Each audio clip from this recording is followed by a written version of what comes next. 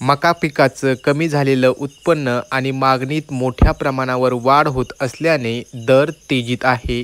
जालना कृषी उत्पन्न बाजार समितीमध्ये मक्याला 2,500 ते 2,900 रुपयांच्या दरम्यान दर मिळत आहे.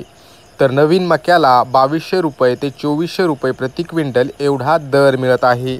पाहुयात जालना कृषी उत्पन्न बाजार समितीत मक्याची आवक किती प्रमाणात आहे आणि मक्याच्या दरवाढीमागे काय कारणे आहेत.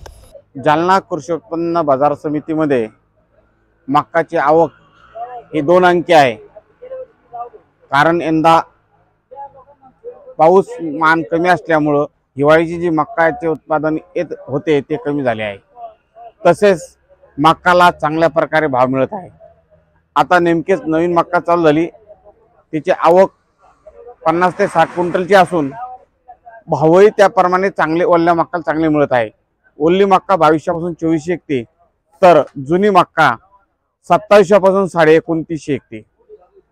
मध्यंतरी बाजार स्थिर होते, पण आता ह्या 15 वाड्यामध्ये मक्काचे बाजार वधरले. त्याचं कारण श्रावण मास संपला, कुक्कुटपालनवाल्यांनी बेजवाई म्हणजे कुक्कुटपालन चालू केलं. नवीन पक्षी तयार करून त्याची जोपासना करण्यासाठी आणि श्रावण मास संपल्यामुळं कोंबड्याला मागणी वाढेल ह्या आशाने शेतकरी वर्गाने आणि कुक्कुटपालनवाल्यांनी कोंबड्याचं पालन सुरू केलं.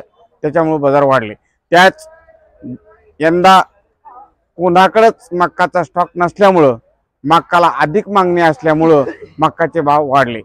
नवी मक्का 2200 पासून ते 2400 विकते, तर जुनी मक्का 2700 पासून 2950 विकते. दरवर्षी मक्काचे बाजार 2500च्या आत असतात, पण यंदा आवक कमी असल्यामुळे हे 400-500 रुपयाने वाढले. भविष्यात अगर हे आता यंदा पेऱ्यावर डिपेंड आहे आणि अगर पेरा जास्त असला तर बाजार 2000 पर्यंत 2200 पर्यंत विकू शकते.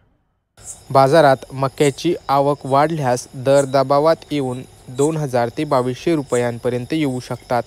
मात्र मागणीमध्ये वाढ असल्याने मक्याचे दर तेजीतच राहतील असं व्यापारी संजय कानडे यांनी सांगितलंय.